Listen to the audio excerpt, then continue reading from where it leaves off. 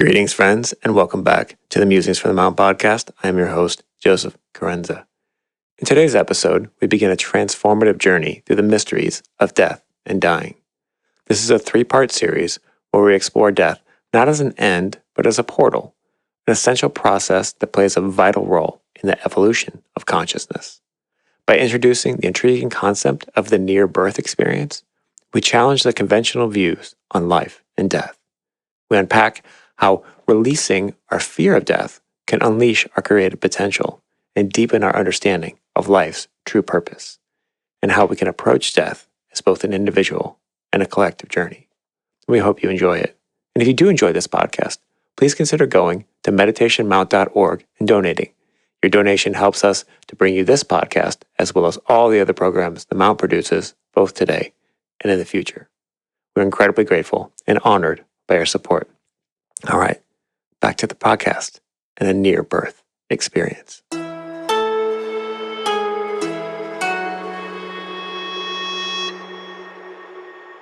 This particular request came in to focus a little bit more on some concepts around dying and death, and it came up this phrase that I've heard you say before, which I love. It's a near-birth experience, which I thought was really a fascinating concept. And, then this idea of re-death, near birth and re-death, which is not how we normally think about things. Yeah. And I know that for you like to focus on consciousness. So maybe you can give us an idea of a little bit about, consciousness and how that works with the process of the death and rebirth. And, there's, various schools have ideas about reincarnation and whether it's circular or linear. It's more circular in the East, it's more linear in the West. But I don't know, maybe you can take us through, what is even a near-birth experience? Gosh, I love this topic because it is one that we are part of. There's no way out of this one. The only way into incarnated life is through the portal of birth. The only way to recycle ourselves and depart for the next turn of the spiral is the portal of death. And so we have entered the portal of birth and the portal of death so many times, it's said. We're not always conscious of it. And I know in the lineage that we are part of here at Meditation Mount, the Master DK, known as the Tibetan, says that one of the greatest problems with humanity and the stymieing of its creative spirit is the fear of death. He said, overcoming the fear of death will release so much creative energy. It will free us up. We won't be slaves because fear binds us to matter. It's, I hang on. And I know this myself because a couple of times I've nearly drowned. And I know that the thing is, when you're drowning, you panic and you sink. Whereas when you relax, you float. And so the whole thing is, how do we understand what we're part of? And you mentioned quite a number of things there, Joey, to open with. Let me go back to the thing that you did mention, which is consciousness. We talked about this particular second incarnation of the solar system as where consciousness is developed. We talked about the first incarnation of the solar system where the intelligence of matter was generated. So that when you mix two chemicals together, you get something different, a third precipitation. And what we're experiencing now is the birth of consciousness that happens as a result of the tension between the two poles, whether it's light or dark, masculine, feminine, whatever they may be. Consciousness, just like the electric light, we've got a light turned on right next to us here as we're recording. That light is the result of the tension in this differential field of positive, negative poles, and it shows up as light. That is the same thing as we have in our own consciousness. The light of consciousness is born out of this creative tension between the two poles. So consciousness is the continuous thread. Now, this continuous thread sometimes has a body in which it is incarnated. Other times it doesn't. But when it doesn't have a physical body, it doesn't mean it's nothing. It has a subtle body, a body of a more refined nature. So we always have a body because this is something we mentioned a couple of episodes ago. There is the indwelling life and then there's the form. The indwelling life persists. The form recycles itself, or is recycled, because we know from the Buddhists the impermanence of form. So what you hold on to is consciousness. What you align to is the indwelling life as it goes through this roller coaster ride of in and out of incarnation, not haphazardly, but intentionally. As we said before, it's as though we enter incarnation, we come through the portal of birth in order to learn more, to grow more, to understand more of who we are. This is the classroom. It's like when you go to school, you go through the different grades, and then there's the summer break. I see, going back to the subtle realms, it's like, summer break. And then you go, oh God, I want this summer break to carry on forever. I don't want to go back to school. So there's a resistance to that. Now, there are many ways we could look at this. Those people listening may not even have thought of this that much, but others may have figured out, what is there after this life? Is it the end? Is it oblivion? When I died, is it lights out forever? Or do I simply shift to another dimension of beingness? So one of the things that we've had in the last number of years are all these stories of near-death experiences. People who have died and for a moment have gone through the death process of letting go and being integrated into the subtle realm, the classic go towards the light. So those stories have been, flooding the ethers for many years. So there are testimonials to the fact that when we die, we leave here and we go some other place, some other when. And one of the things that happened to me a couple of weeks ago is I woke up one morning with this very strong thought, and it was like an experience I had at night. It wasn't a near-death experience. It was a near-birth experience. It wasn't that I was afraid of death and wasn't willing to embrace it. I actually was not willing to incarnate. It was a near-birth experience. And so what I did, it was such a strong impression, I sort of fumbled and reached for my iPhone by the side of my bed and put it on like utilities and did a recording. And hopefully the audio is good enough that it will tell the story. But this is the near-birth experience. So let me play it now, and then I can sort of go into it and what it meant for me. A near-birth experience. So there I was in this wonderful field of flowers, drinking rays of light for breakfast, listening to the angels sing. And suddenly I felt this pull, and the pull was towards something that looked like a rabbit hole. And I heard this voice saying, go towards the dark earth light, the dark earth light. And I was going, no, I'm not ready. And then a force so strong pulled me into the hole, and I said, no, I'm not ready to go yet. I don't want to be born. No, said the voice, you don't lose your place here. We're asking you to go to earth and help recreate the beauty and the joy and the love that lives in this realm. And then, after that incarnation, you come home. You'll have a debriefing. You'll have time to continue your life here. And then it may be time to ask you to go back again. Because the only people who can build this lighted house on earth are human souls. You are the builders of the new. You can't just remain in heaven all the time. Your task is to bring heaven on earth. That was a powerful wake-up call. In fact, I woke up to it, Joy, and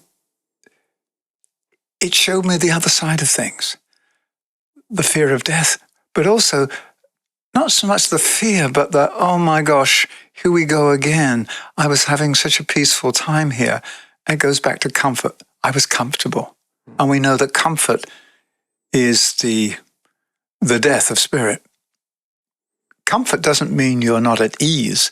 Comfort means you've let go, that you're not striving really for something else. You're sort of just laid back in this soft pillow-like existence. Whereas life is a continuous striving. Doesn't mean it's not enjoyable and it's not fun, it's not graceful. It means there's always momentum. There's always this call and this striving towards a greater state of awareness. And that's why consciousness is our ability to comprehend, apprehend, to live inside a greater state of being. Every time we have an aha moment, our consciousness expands until it reaches a point where it becomes one with something much greater. So from a personal, individual awareness of self to a collective awareness of self, to a planetary awareness of the self that is the planet, etc. So it's always this ever-expanding sphere of consciousness. So consciousness is the thread through everything. So when my body dies, my consciousness persists. In fact, when I die, I can hear everything around me. I'm aware of all that's around me. Now, things start to shut down. Things shut down in a particular order. And, there's the technical side of that. And I'd like to do a part 2 of this on this episode of death with a good friend and colleague from the Italian community that we're associated with at Meditation Mount, the Community of Living Ethics, because they have a school of dying, a 2-year school. And so that's what they work on, is how to let go, not just the art of dying so you know what to do, but how do we accompany somebody who is dying? So it's 2 things. One is you yourself, what do you do, how you let go and how you move through it, how you understand what's happening, and then how do you accompany someone? Now, there are a lot of traditions like the Buddhists, they'll accompany you for 49 days through the bardo. And you sit shiva in the Jewish tradition.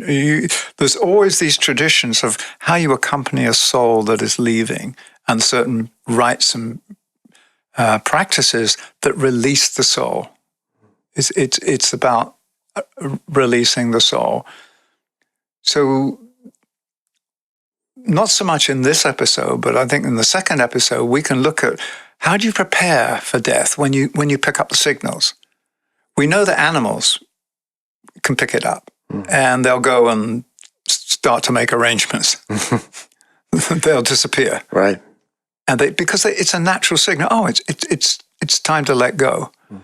We humans sometimes pick it up, but then we're in denial. So you've got the preparation for death. So when you pick up, oh, it's my time to leave. Rather, oh my God, I'm going to die. No, we're all going to die. I remember when I was I think it was my late 30s, early 40s, I went to see a lawyer to put a will together. Mm.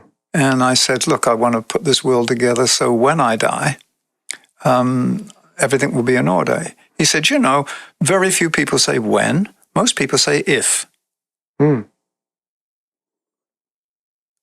And that was an observation he'd had, that most people say if I die.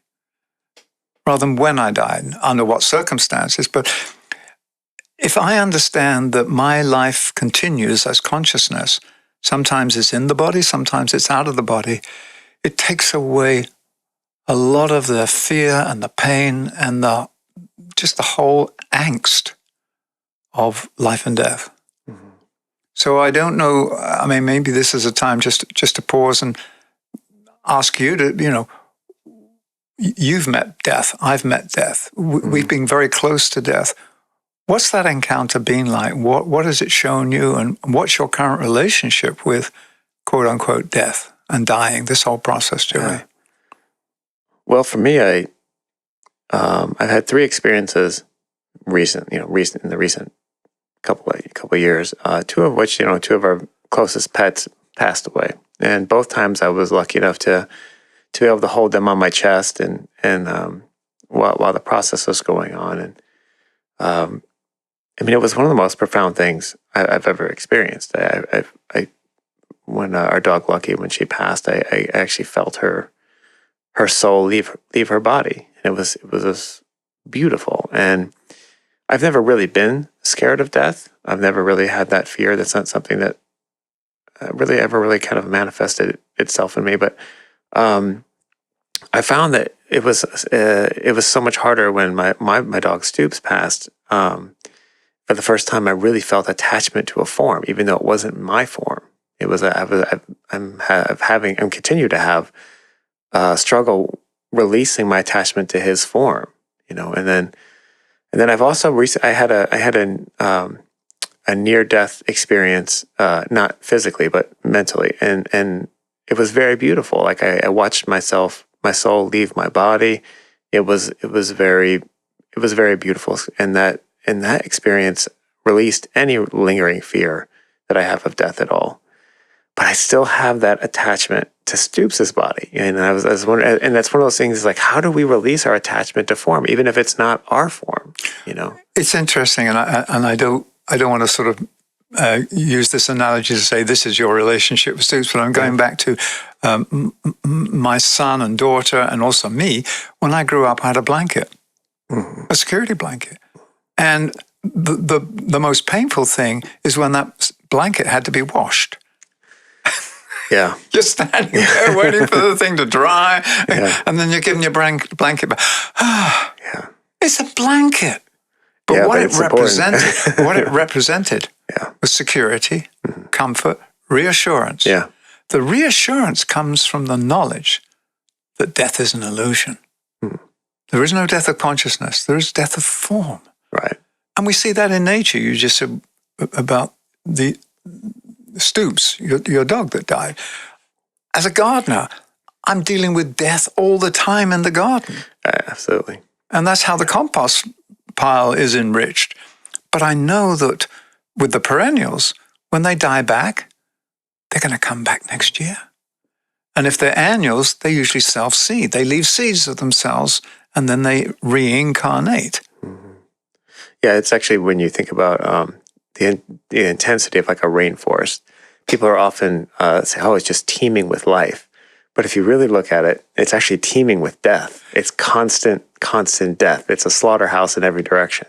Well, I've used this example before of when I was taking a group into an old growth forest in Scotland, and people were saying, oh God, what a mess. And that's when I said, no, you're used to tree farms. Right. These are neat rows, same age, same species, tree farms. No, this is an entanglement of life, where all stages of life are present, from the decay and the sort of the whole decomposition cycle to the emergence. Yeah. So you've got these old trunks lying down on the floor called nurse logs. And out of nurse logs, new life is coming. So I now understand, and this is something we can do each day, is we can just let go. Because when we go to sleep, it's called the little death. Right. Not the big sleep is death. Right, yeah. But the little sleep, when we go to sleep, our thread of consciousness is turned off. And we go elsewhere, and we have dreams, and we go to other places. Mm-hmm. But what remains intact so that I wake up in the morning is the life thread. So the thread of consciousness is permanently is temporarily turned off, but the life thread.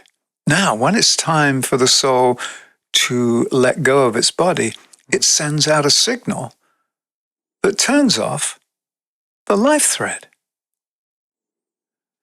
Now, it's the life thread to the form. It's not the life thread of your being. And that's the difference. So it means the form is no longer the character playing you. What is, at least in the terms of sort of the esoteric what's the idea of that, that this is a voluntary process? Because that's recently we're asked, when someone dies suddenly and then there's this absence and there's all this sadness and you think, but then you look at all these kind of traditions and there's so much emphasis on this is a voluntary process.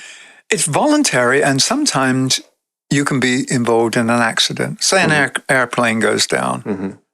250 people are killed. Was it everybody's karma, individual karma, or was it a collective? Right. So a group of people then experience something together. It's a collective version.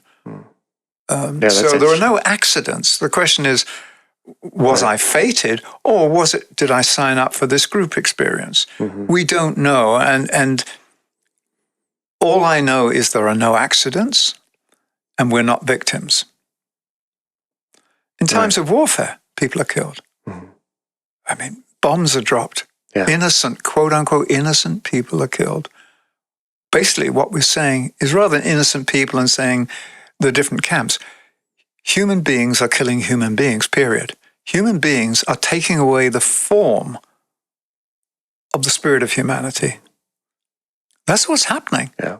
In a war is because I don't like the way that you're representing what I believe is the truth. I'm going to remove you. I'm going to remove your form of expression.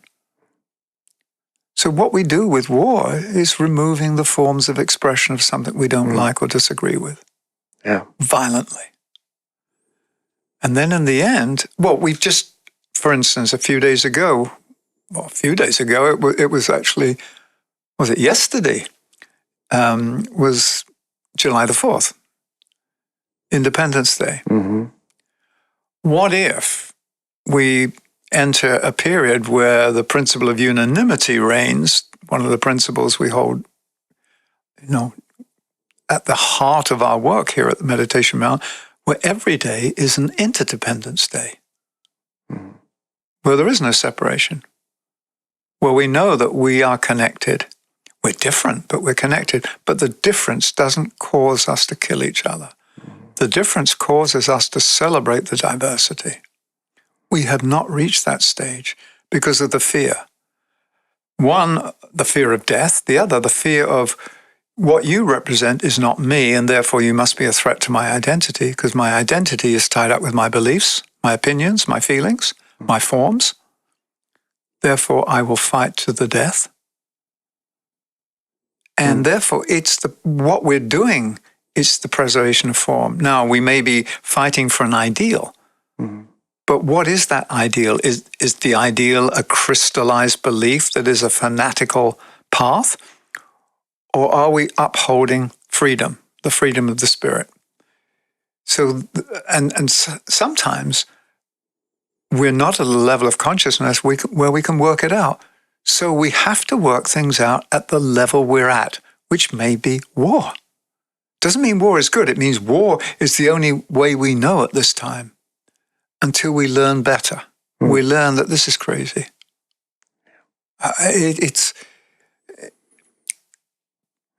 But for me, the biggest fear is if people are not living a life that has an inner orientation, then all security, all identity is tied up with the well-being of the form.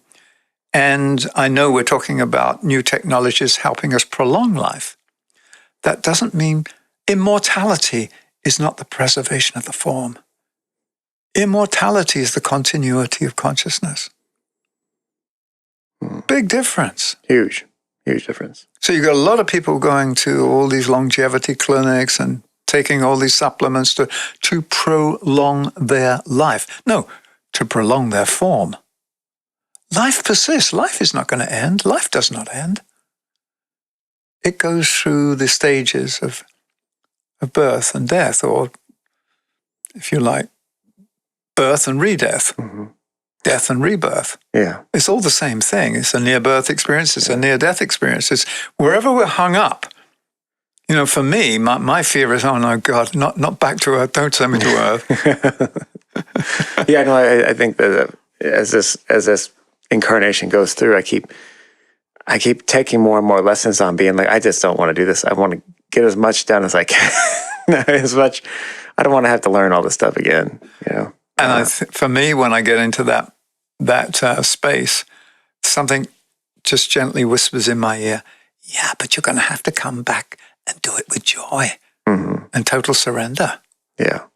You can't say, I'm going to grit my teeth and tough it out and then I'm done. Because what is the whole objective of life? It's to come alive. It's to have life come alive in us, which is joy, which is creativity, which is love, which is companionship, which is all these qualities of the one life. Which is interesting. So I agree with that, but how does the practice of the Buddhist monks seem to go the complete opposite direction of that? Like they tend to seem to reject everything and just tend to try to sit in almost the middle of nothing. You know. I believe there's a time and a place for everything. Right. For instance, my default pattern, because of I sense that I've had incarnations in monasteries and secluded places. When the going gets tough for me, I withdraw. And I want to go back to the monastery. And yet my soul is saying, no, this time we're going to be in the world, but not of it. We've got to be in the world. We've got to create the space, the silence. You can't go inside a walled city or a walled community to find peace. You've got to find peace in your own heart. You've got to find peace with others. You've got to find peace by building, back to Martin Luther King, beloved community. It's not escapism. But in order to practice detachment, I may need to remove myself from the world. I may need to take a vow of silence for, a lifetime or 20 years in order to understand what's real and not real. Because we're always dealing with the self and the not self. What is the not self? Well, the only way to find out is to be quiet and enter into the self, and everything else disappears. But then the self, in order to realize itself, has to be in form. And then you enter, you're on stage again. Right. So there are times when it's important to take a break, to go into retreat, not retreat as a way of running away from anything, but as retreat as a reminder of the inner still point, of the inner stillness. Yeah. Because I very much resonate with what you've just said, is that the test for me, though, is this another subtle form of escapism, I want to go back kind of that near-birth concept of, when we have all these near-death experiences and there's becoming a larger and larger body of knowledge and body of study about that. And everyone seems to have a very similar experience. They move towards this light. But that concept of being pre-born, pre-birth, and then you go, it's the same thing reversed, going towards the dark. That's fascinating to me, that idea. Well, yeah, the words came, go towards the dark earth light, go towards the dark earth light. And I thought, oh God, this is pretty heavy. Yeah. But remember, we talked about this before. The dark earth light is the light that has not been released in matter. We said occultly, matter is called black light. So part of incarnating on the earth is not just to grow in consciousness as human beings, is to help liberate the light locked in matter. That's the whole mystery of the crucifixion and the resurrection, not in a religious sense, but the crucifixion, the implanting of light inside the cruciform, the cross of earth. And earth astronomically and astrologically is symbolized as a circle with a cross. And the light is buried inside matter. And then when the light starts to appear, it appears at the center of the cross. Because the center of the cross are these vertical and horizontal lines that have to be in right tension. So you have your alignment, but you're also in the world. And then slowly something appears at the center of the cross. And in the Western mystery tradition, it's the rose. And as the rose begins to grow and unfold, it releases its light, the light of the soul. Now, in the East, it's the lotus, and the lotus petals unfold, and you've got the jewel in the lotus. So this is a sort of a classical portrayal of what we're here to do. So the revelation of light is not just so that we can then graduate and get on with something else. We are part of the unfolding of this lighted planet, or this destined to be a lighted planet. Therefore, each of us has to go through this awakening process. And then we go through it together, collectively. And then the planet itself can become a place where the light is released from matter. And it's said that the light that is symbolized either by the lotus or by the rose, that is called the light of the world. And that was also in if you're going to go back to the Bible, that was the name given to the Master Jesus, or Jesus the Christ, so the light of the world, because he had released the light inside. And at the time of the crucifixion, there was such a great release of light that the veil of the temple was rent in twain, as it said. It was split. So that was the first atomic release of light, or the first release of atomic energy. Yeah, it's also fascinating to think about in terms of universal cosmic time. The human experience is so short, and then that sort of passage that you read, it sums up, like, it seems, oh, of course, like this isn't the whole story. This is just a little blip in between these other times, where like this concept of being in this space before you're incarnated here. And it's like, oh, it's almost just like playing a video game. You go on about your life, and then you got a couple hours to play a video game. You play a video game, and then you go back about your life. But when you're playing the video game, nothing else exists. I know, it's so immersive. See, there you get it. That's why I can't play video games. That's what it's about. Yeah. If you get so immersed that you forget you have another life, or life has other forms, then it's a shock when the game's over, or there's a power outage. Yeah. If there's a power outage, i.e. a major catastrophe, lights out for everybody. Yeah. Oof.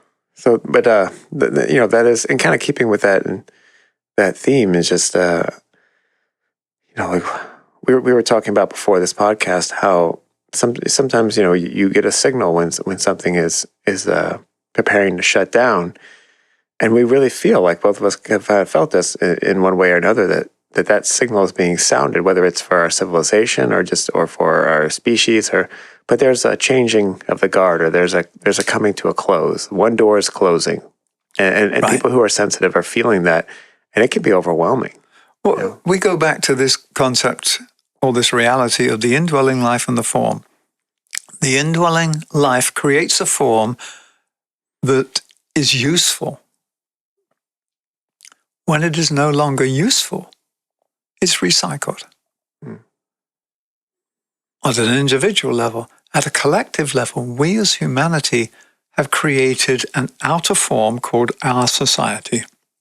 The question is, to what degree does this outer form correspond to the indwelling life? When it reaches a breaking point, where there are very few threads holding it together, then I believe a similar signal is put out and sounded, and the form starts to dissolve, not out of punishment, so that we have the opportunity to do it again. Yeah, I think that's the important part, is not to get too caught up on the sort of the gloominess of that concept, because it can be, it's like a very slippery slope of feeling that, you know. Well, we go back to the law of karma. Karma is not a punishment. It's this amazing process that says we will evolve, we will become self-realized, that life will know itself eventually. And we do that by living, making mistakes, getting feedback from the system about, oh, you did this is the consequences of our action. Therefore, next time we're going to put you in a classroom where you learn how to do it differently. Now, that's not payback time. That's not punishment time. That's just a loving, benevolent force that says, hey, each one of us needs to learn what it means to live the truth of who we are. And it's going to take several lifetimes to graduate. And each time we incarnate, we come in with a different set of learnings, different set of lessons, different set of gifts to give. It's an ongoing educational process. That's what consciousness is about. Consciousness is our ability to bring spirit into matter in a self-realized way. So we're not automatons. We're not just following orders. That's interesting, because it does seem like there's a tendency to fall into that pattern very easily of just running the program, just running the pattern. And is that, you wonder in the cycle of karmic rebirth, if that's not, kind of part of it. It's like, you realize, oh, I got caught in that pattern, and maybe like you go back and review and see, like, okay, I see where I went wrong here. Well, that's what happens. That's what happens when we die. Going through the bardo. There's this process. Well, can you explain maybe for people who don't know a little bit about the bardo? Because I thought that's something that kind of comes up a little bit. I think we should do this more in depth next time we do this with our friend Marina. But what you do is when the physical body returns, always let go of, there's a process of elimination where you eliminate and dissolve the astral and mental bodies. And in order to dissolve the astral and mental bodies, they have to be let go of. So we've got certain patterns, certain fears, certain things that we're attached to emotionally or mentally. Until we've let go of those, we're not free.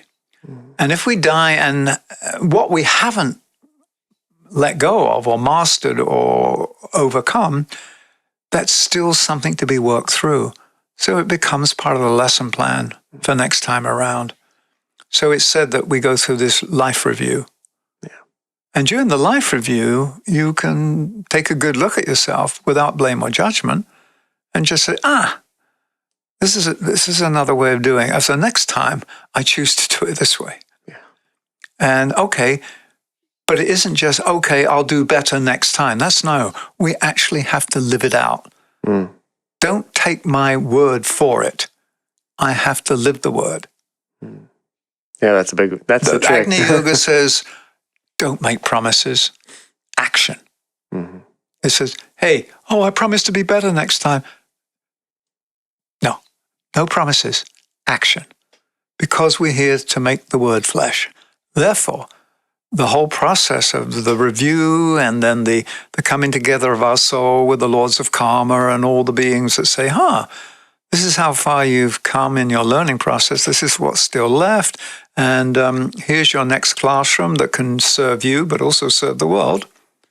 And there's this sort of algorithm, the spiritual algorithm that determines where best to reincarnate, when best to reincarnate, based on the urgency of the times, the needs of the world, the karmic. Karmic simply means that which is still to be learned. And the dharmic. The dharmic is what we can come in and give. Mm-hmm. This is our dharma. So each incarnation is this mixture of karma and dharma. Mm-hmm. of learning from the past, but also the Dharma is delivering on the promise of our future.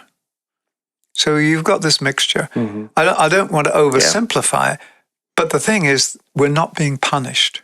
And we talked about this in a couple of episodes ago, is the whole thing of hell. You're going to burn in hell. Then we talked about this notion that some of the Christian mystics had, that hellfire is just this purificatory process whereby you can release, and like the phoenix, you can re-emerge in an ascended way, in a purified way. So hellfire and purgatory is just a way of making sure that we can dissolve the final emotional and mental ties that are holding us back. Doesn't mean that we don't have emotions. We have feelings all the way through, whether we're incarnated or not incarnated. That feeling body is present. The Buddhists didn't say don't have feelings. It was the attachment to feelings. It didn't say don't have things. It was the attachment to things. It didn't say don't have thoughts. It was the attachment to thoughts.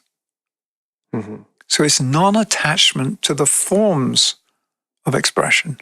Yeah. It doesn't say don't express. Just sit there and vegetate.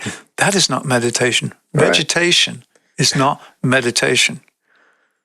Yeah, we'll have to get that T-shirt. I really like that concept because it obviously it's about non-attachment, but when you really start to think about the difference between you still have to be in the world but not being attached to it, and where does that high-minded kind of concept manifest in your day-to-day basis? Just because we can really become attached to our things or to our processes or I find that for myself, the best thing that's that happens to me is this constant push and pull between building a system and then tearing it down again. And don't take yourself too seriously. Yeah, that's and important. Don't take life personally. But you are the person who is responsible for carrying the life energy into time and space, into matter, through this incarnated vehicle. You are not the incarnated vehicle. You are the indwelling life utilizing the incarnated vehicle. And when it's time for the incarnated vehicle to go to the divine scrapyard and be recycled, guess what? You continue. Yeah. As a consciousness. Yeah. And then you get another vehicle. But the next vehicle is like you lease these vehicles for an incarnation. But you're only allowed to lease a vehicle that you've earned the right to lease. Yeah, you really are like unlocking new levels to the game, or you haven't beaten a level yet. Well, yeah, therefore, I can't issue with you with this vehicle because you still haven't understood why you smashed the old one up, or why you did. So you're going to get another another sort of vehicle that has the same characteristics. Now you overcome that next time. So the vehicle is always a reflection of your level of consciousness. The outer form is the best expression of our inner life that we've earned. Earned, not like reward and punishment, but earned, we've actually generated the ability to make it happen. Yeah. I mean, that's functionally, though, the way that plays out can be really, that can be a fine line. Because, you really think, oh, wow, that really can be not unfair, but that's a tough draw for some people. Some people get a tough assignment, but then you also think about if you're playing life on easy, maybe you didn't sign up for a very difficult ride. Well, we mentioned this, I think a couple of weeks ago, is that Agni Yoga says, look, we're going up the steep path, straight up the mountain. Anyone want to come with us? This is the path of fire. This is the quickest way of getting to where we need to get to, not escape, but growing the capacity to really be of co-creative service with life. Yeah. Now, if you want to wander around in the valleys, fine, you'll eventually get there. But the accelerated path is the one up the mountain. And speaking of that, we were kind of mentioning this yesterday, or the day before, about normally there's maybe a prolonged or a longer resting period between incarnations, but there's something that's happening currently, apparently, that people are being asked or called to reincarnate quicker. And I myself feel that this incarnation is a quick return around for me. Right, because if you read some of the books, it says, yes, there may be a few hundred years or 500-700 years between incarnations. And that was the rhythm. Yeah. But the rhythm is different now because of the urgency. And it's like the game is on the line. You want your best players in there. Right.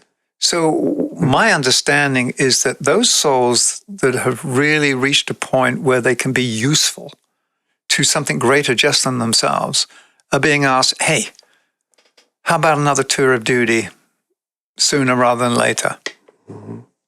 It's still a free choice.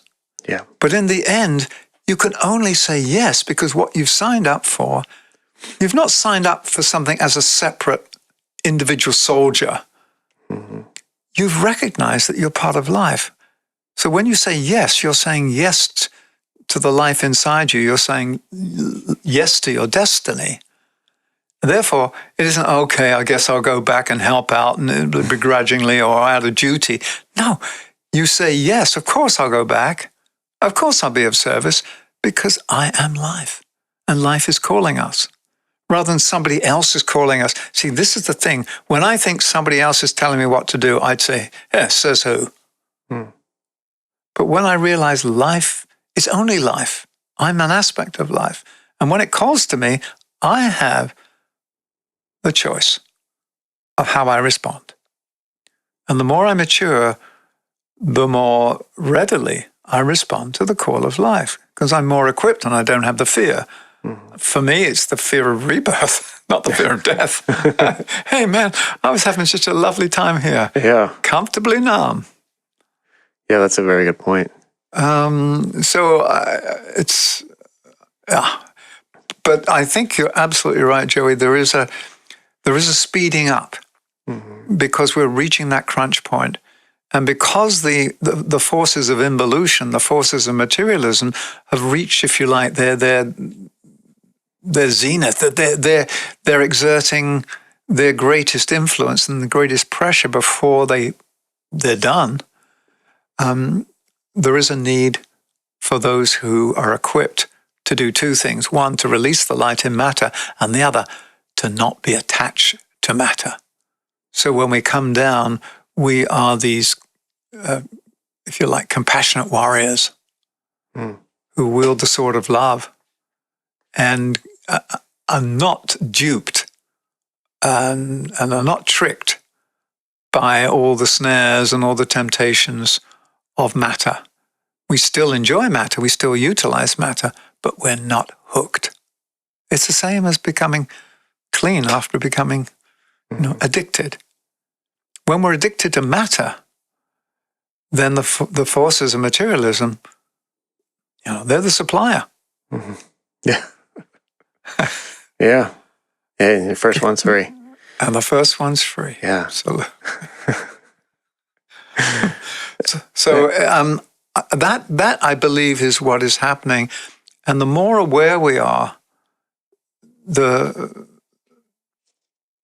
more we sense this urgency. And something you said before we began the podcast was that it seems like we're becoming really sensitive.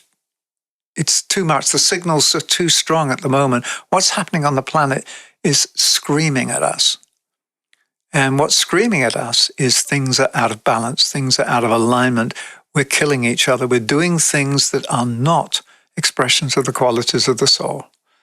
And the Master DK said one of the biggest tests on the path of discipleship, the path of service, is how to manage your sensitiveness. Because we have this sensitivity which allows us to pick up on stuff, but sometimes the volume is so loud that it just nearly bursts our eardrums. So how do you put in a filter system that will modify the volume but not cut out the signal? And for me, that is non-attachment. That is putting it through the heart. When I put something through the heart, then I have compassion. I have non-judgment. I have something that actually says the pain is excruciating, but it's not debilitating. Mm. Yeah. And at the moment, many people are debilitated because of what's happening. They're frozen. Fear freezes. And when you get your system overwhelmed by these loud signals, it's too much. So how do we find a way of being sensitive to what's happening inside of us, inside of our fellow human beings, inside of the world, and still are able to function in a way where we are, if you like, these spiritual first responders? We're responding to the call of life. We're responding to the call that is seeking to emerge, and we're responding to the pain of those who have been damaged. So spiritual first responders really respond to two calls. One is you come to plant the seeds, you're seed sowers, but you're also the medics. Mm. Yeah. Whereas most of the people trained in EMF are dealing with the result of casualties. Mm-hmm. The first responders on a soul level also bring in the seeds of the new. So you heal the old, create the space, plant the new. Yeah. And death and rebirth is how we continually enrich the soil. Mm. Imagine if there wasn't death on this planet, Joey. The place would be clogged up. If forms didn't disappear, I mean, we'd be stepping over these petrified dinosaurs. There'd be no room to breathe or move. Mm-hmm. Yeah. We have to have death as a process of recycling the form so that there is space, physical space and psychic space, for new forms to appear. And then these new forms reach their point of usefulness and become old forms. Yeah. Every new form is going to become an old form and need to be recycled. There's no eternal form. Yeah. And yeah, there's a wonderful sense of beauty to that I think you can overlook if you're too caught up in fear. Right. It's a beautiful process, really. Yeah. What we're trying to do, I'm thinking of the Botox approach. We're trying to embalm ourselves, right, as a substitute for immortality. I remember back in the 60s when I was visiting the Soviet Union, went to Moscow, stood in line, went to Lenin's tomb and looked in. It was like a waxwork. I didn't know if this was the real person, but he was embalmed. And I thought, well, let him go. Mm. Yeah. Let him go. Yeah. Let the forms go. What we keep is the joy and the memory and the beauty or whatever it is of that person, but let the person go. And that's one of the things that hopefully we'll get into with Marina Bernardi, who is one of the teachers in the School of Dying at the Community of Living Ethics, is that it's not just how you go through the process, how you accompany somebody else. And one way of accompanying somebody else through the dying process is not to project your own feelings onto them, not to project your own fears, your own disappointments, your own, oh my God, I'm so sorry you died, I really miss you. That's like an anchor. Yeah.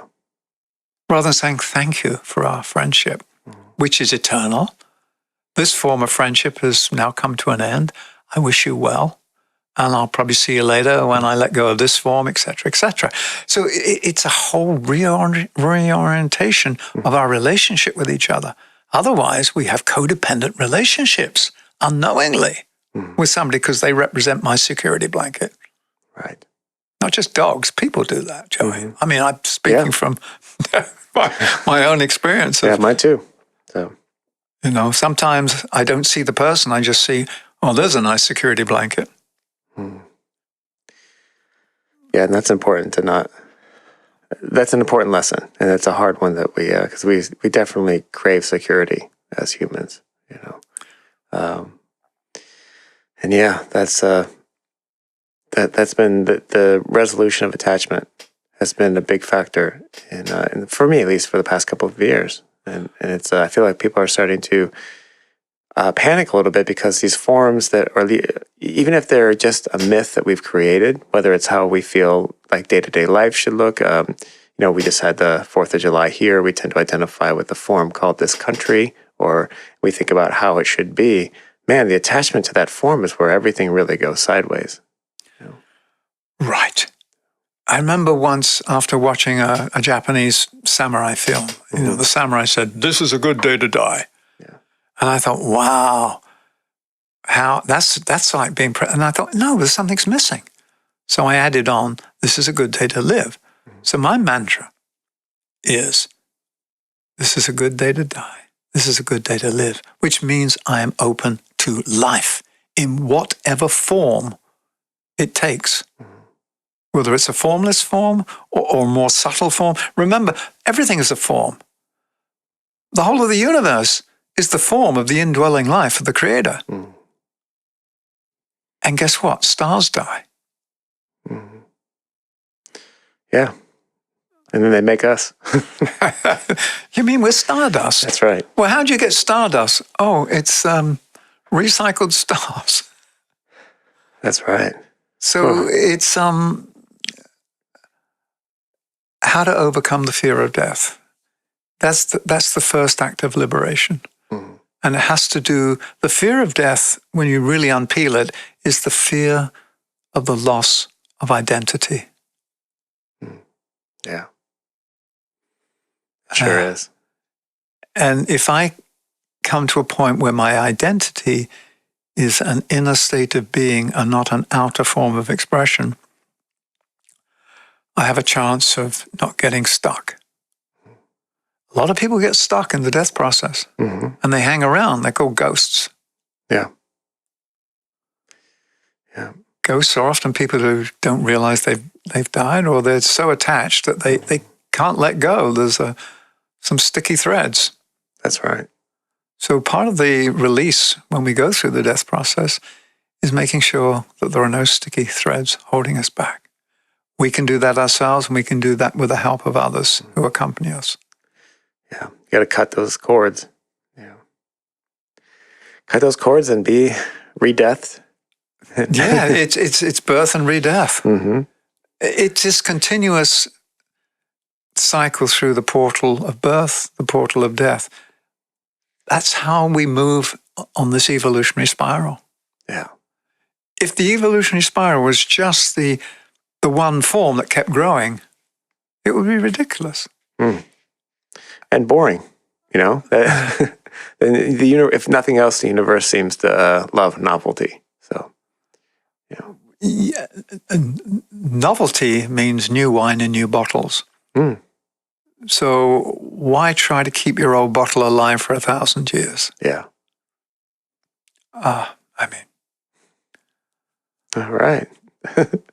So I'm really dying to live. Yeah, there you go. Time to live. It's a good day to die. It's a good day to live. Yeah. I'm looking forward to when we engage with our colleague, because she's trained in the art and science of dying. Yeah, I'm fascinated by that. So I look forward to that. Well, thank you, Joey. It's such an intimate topic, this, because it's nothing you talk about. It's something that is happening. Cells are dying inside of you and me right now and being replaced. Constantly. Constantly. There's death and rebirth going on all the time at a microcosmic level, at this bacterial level. We don't see it. It just starts hitting us when we're faced with the letting go of a form that is called me. And I'm so identified with me. That's why we go back to self-forgetfulness. Yeah. Self-forgetfulness means the self is free from any form that it uses to express through. The self is timeless and eternal. The forms are temporal and needed to bring the light into earth and release the light in earth. And so this planet is a planet of death and a planet of birth.